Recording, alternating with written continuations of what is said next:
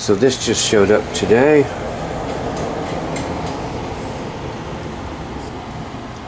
I wasn't going to make a video on this, but I might make a video on this, I don't know. 1956 trans-oceanic multi-band receiver. And this thing also ran on batteries. This is the same year as the Zenith carousel that I just resurrected, got working. Uses some of the same tubes as well. This has 6 tubes in it. So let's see if we can do this without knocking everything all over the place. It's a really nice radio. I mean, you have some, whatever that is. I try to get that off. I can't get it off. Whatever. The dial cord is not broken. Sorry about the light. This thing comes with this cool little dialo map.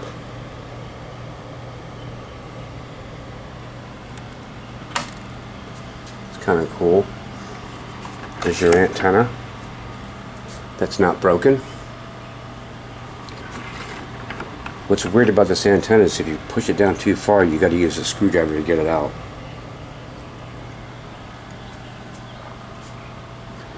This is an assessment video. I'm just kind of going through it. You can plug in headphones. This thing has some cool features to it. Where is it? Check this out. It's got a retractable power cord. Retractable, spring-loaded. And you can tell this is original.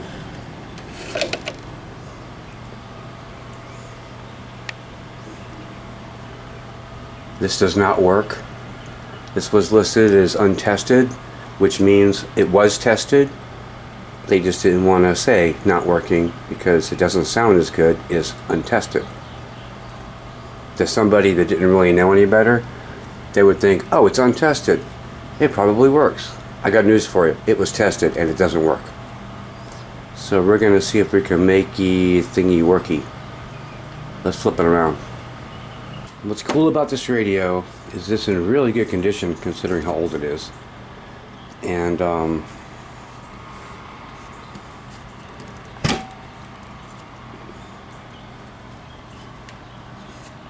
got your ladder wire here.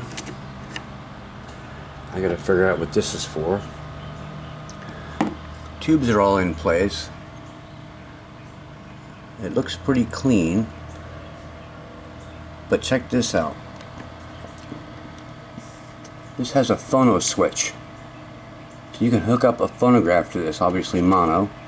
You can flip this to phono and listen to records on this radio. How cool is that? The other cool thing is, it comes with the original manual. Super cool. The royalty of radio. I guess I'm royalty.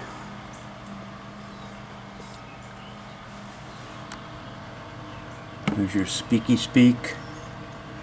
There's some sort of a... Oh, this is a retractable power cord. Okay.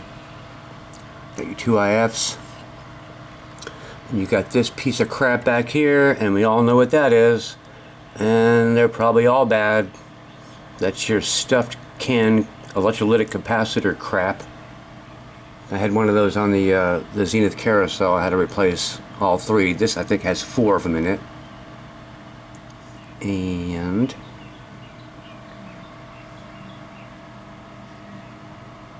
this is pretty cool. This must be some sort of a bar antenna.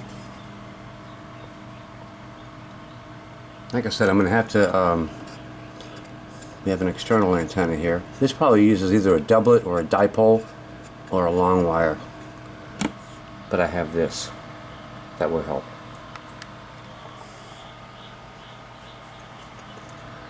Then we got a 6T40Z in here. Okay. Nice. This is a series string set, which means, if you don't know what that means, these tube filaments are all in series. So if one tube is open as far as the filament, none of them are going to light up.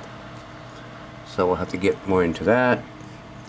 This looks like your tuning slug / trimmer thingy where you can like have pre-programmed stations.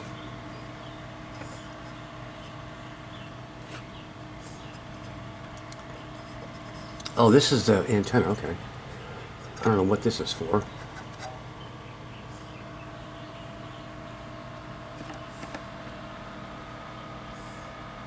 We'll have to check and see what this is all about. Alright, it made it safe. It made it safe. I was worried about it making it, and the delivery took longer than normal. It was like 9 days it took this thing to get here from California. I guess it was coming via Charles Ingalls from Little House on the Prairie on horse and wagon. But it's here. So today, what we're doing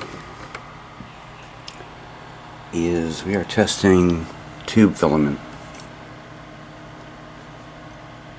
Now some of these tubes are 1 volt tubes. The filaments are. So you got to be really careful when you test them that you don't burn out that filament with your ohm meter across pins 1 and 7. If you hold the leads on there too long, you could burn out that filament. I don't know which one of these is who. I do have the schematic and the diagram and stuff like that. So we're just going through and checking these tube filaments with the meter. I can't do this with one hand. I'll probably end up doing something stupid. And there's also a tube hidden back here behind this retractable power cord reel. It's got 6 tubes in it.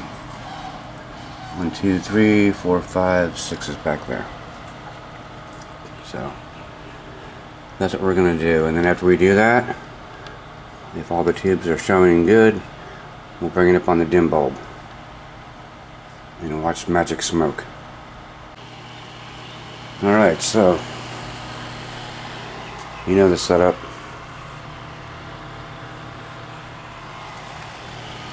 We are on bulb. This was labeled untested, by the way. I know it was tested, and I'm pretty sure it doesn't work.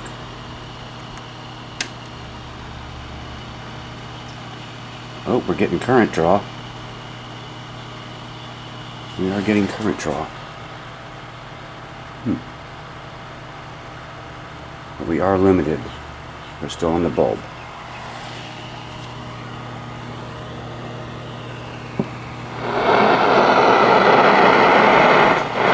Kidding me? Oh, yeah, you're kidding me.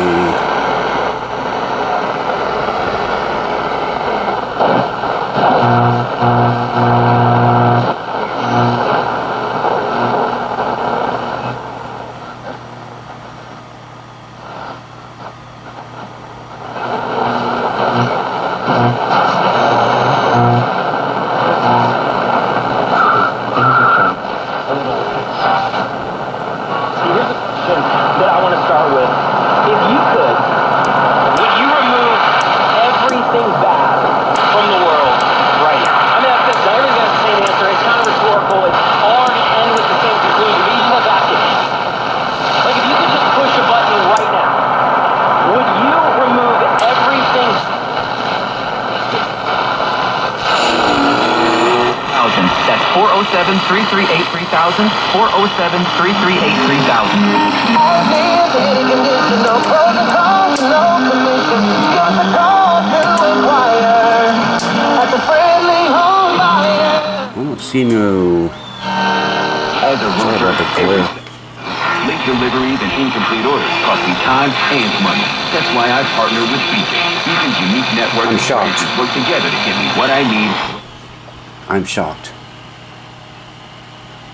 Wow, and we're still limited. We are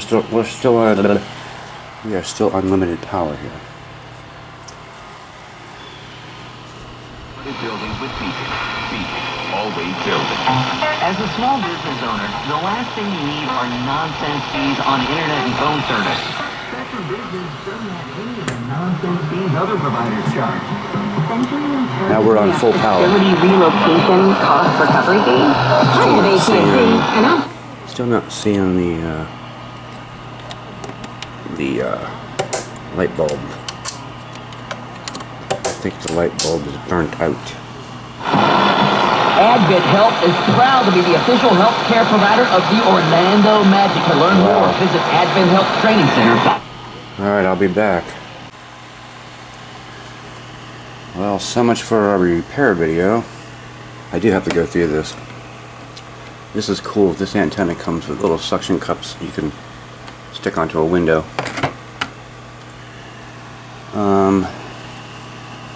Try not to get glare here. Well, I was wrong, and I was wrong in a good way. I really didn't think this was going to come on. But I did let the capacitors reform. I saw the voltage kind of dropping. No life out of the light bulb. And probably because I was using a 60-watt light bulb.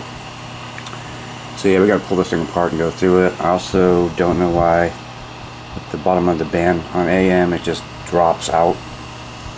So it may need an alignment, but I will come back to this when we start pulling it apart and cleaning it and going through some of the other goodies. I'm not recapping this. I'm leaving it the way it is. I will look at the capacitors though. I don't know. I might. If it's got those 3 bad ones that the other carousel, the Zenith carousel had, I may replace those. But as far as that electrolytic can stuff with 4 capacitors, I'm not touching that unless I absolutely have to touch it. That'd be the plan. But yeah, I mean, it even picks up Boss Hog radio.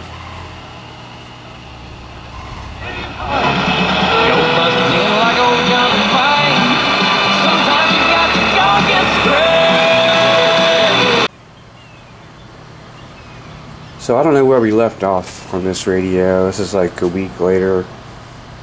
I did get this off, which was 7 screws, 4 on the top and 3 on the bottom. And then you had to take out the nut for the headphone, 2 screws for your light, which we're going to be blasting this with some deoxit. But pulling the chassis out of this, I don't know about that. I really don't know, because there's stuff that's soldered in, and I mean, the radio's working. I may be able to get in to do an alignment. I don't know yet. But to get this out, it was 4 screws, and I raked this all the way over, or tuned it all the way over to the end, so we can pull this out without affecting the pointer, because the dial light is right behind this. And I'm sure it's burned out, so it needs to be cleaned, obviously. So that's what we're going to do. And when you clean something like this, do not ever use Windex or any type of a cleaner like that. I have run into that before, and I made a mistake one time. I'll never do that again. I use a rag and water. That's all I'm going to use. Because I have removed writing, especially old stuff like this, and I did it in a spot on another radio I was working on that didn't matter, you couldn't see it, and I stopped because I used Windex. I don't know which version of Windex I used, non-alcoholic or ammonia, or I forgot which one, but I will use water. This isn't really filthy, even though it's kind of dirty. It's not bad. So that's where we're at. I don't know if this is going to pick this up or not. I just noticed something. So here's the plastic piece that sits in front of this piece. But check this out. Look how it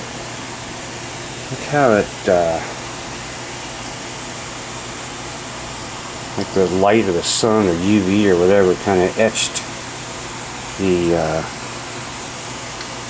all these numbers and stuff into this.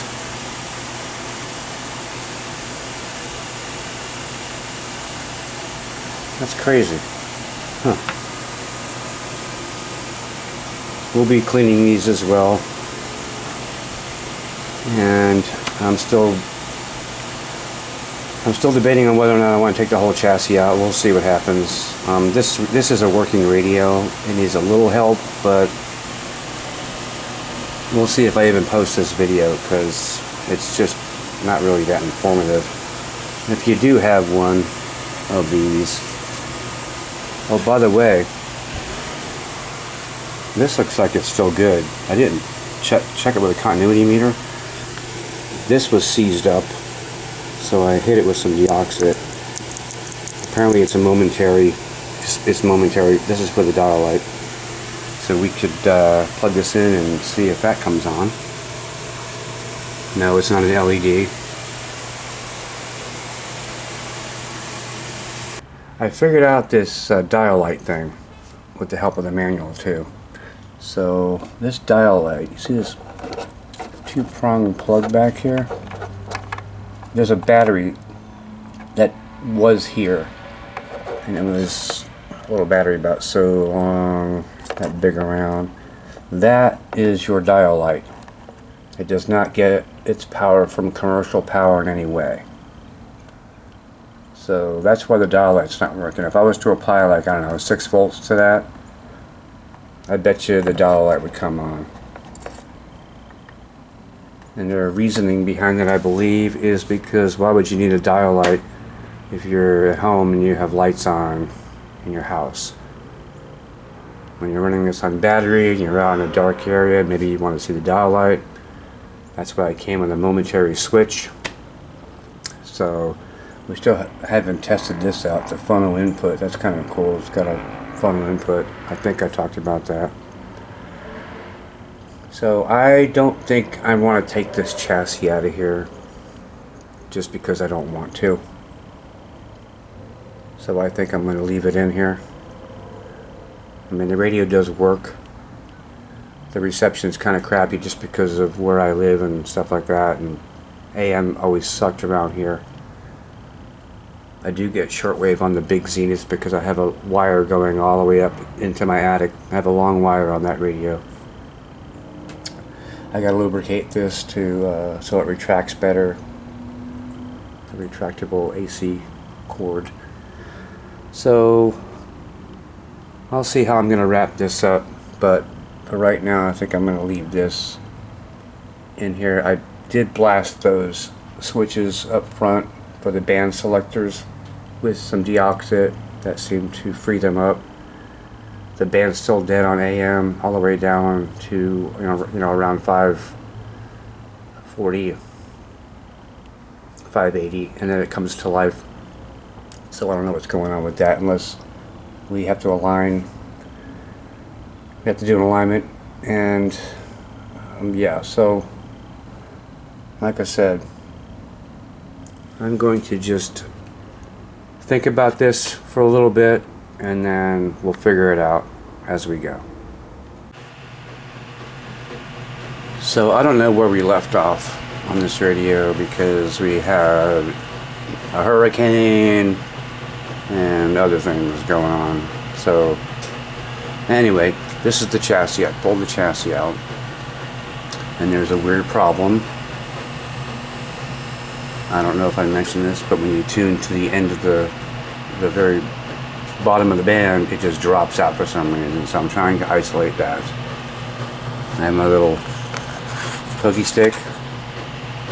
I also use it as a pointer. Speaking of which, so these, I didn't test all of them, but these are testing pretty good.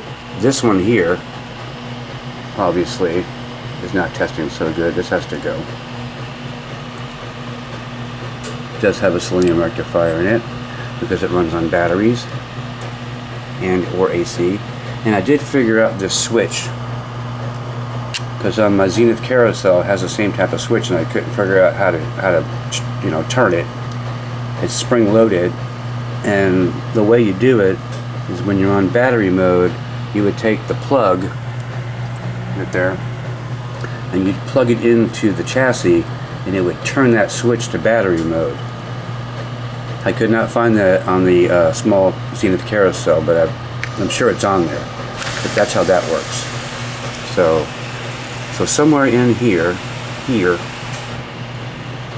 is something intermittent. This is causing the radio to lose everything on the bottom of the band. So that's where we're at this moment. So after digging around for like, I don't know, about a half an hour or so, I cannot find out what's causing this weird problem. And I don't remember showing anybody this problem on the previous video, but and the reception in here is horrible. So this is what it does. Actually, the hop rings, and not the CEO of the International Fellowship. I want the Senate to be and remain the greatest deliverer.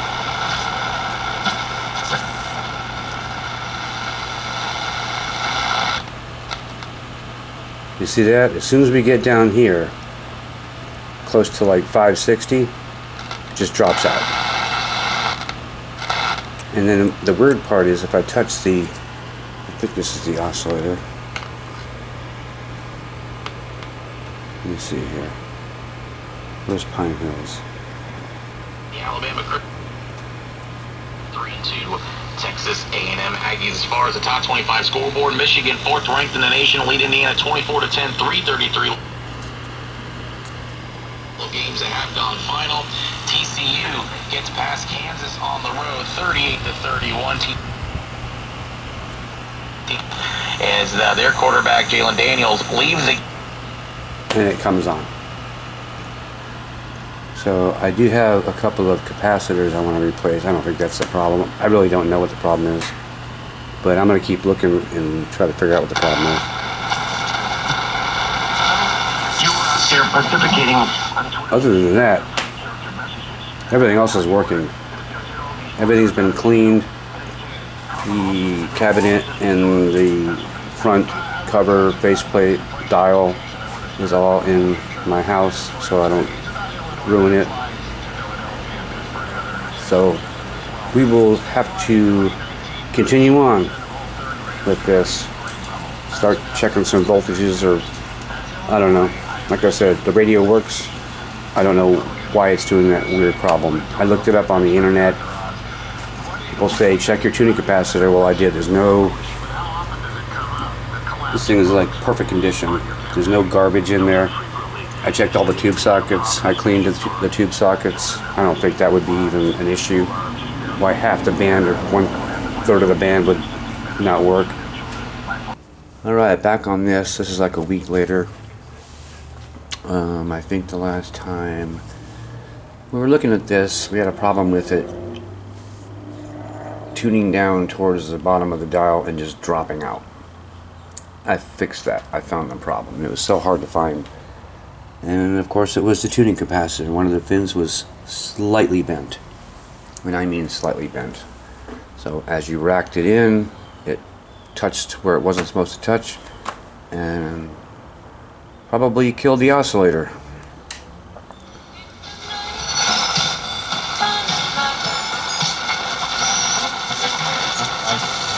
Twitter as.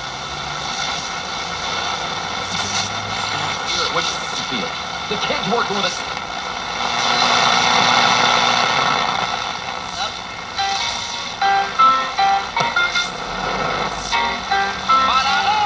The World of Food Trucks in Kissimmee, just across the street of Old Town, USA, has a feast of many different Latin. As you can see, all the way down. So, and also shortwave works. We got this wire here. So we got to replace a capacitor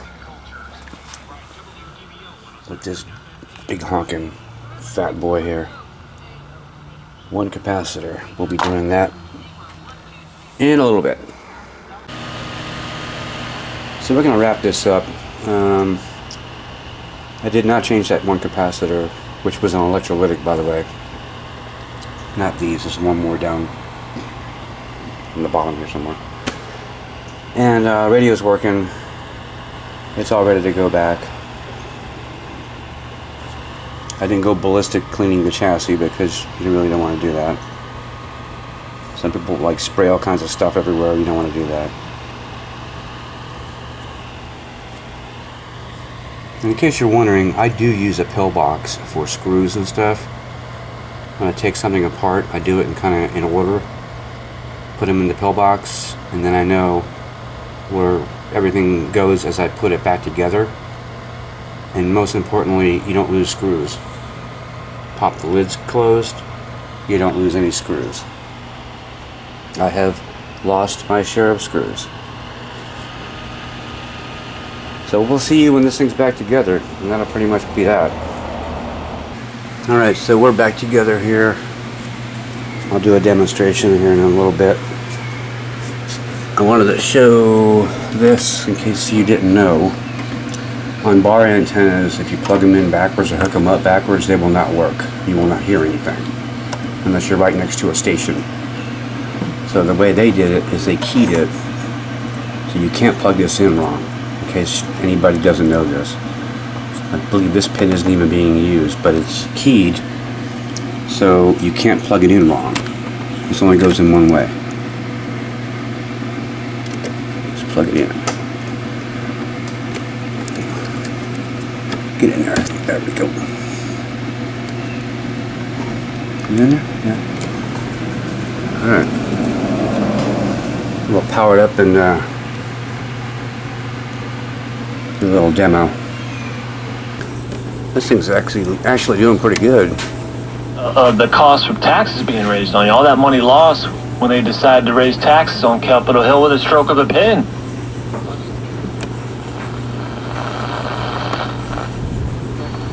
Number 5 Michigan against number 10.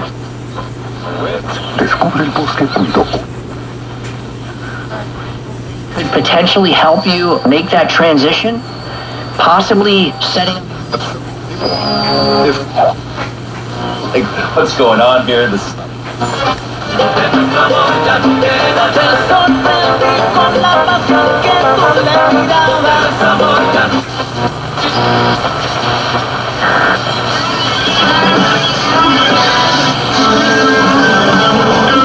This is Boss Hog Radio. It's the only station that plays music.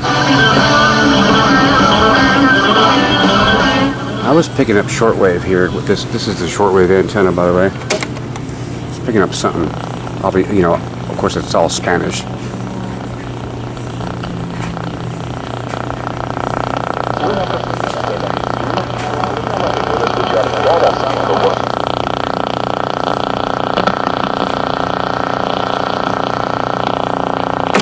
What was it?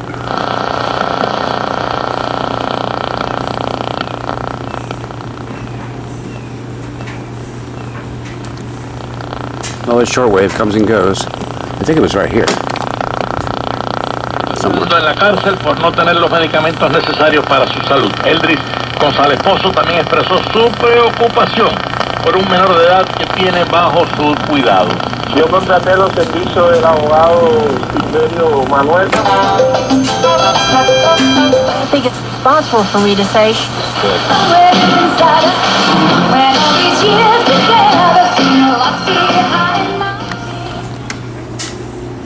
All right, there it is.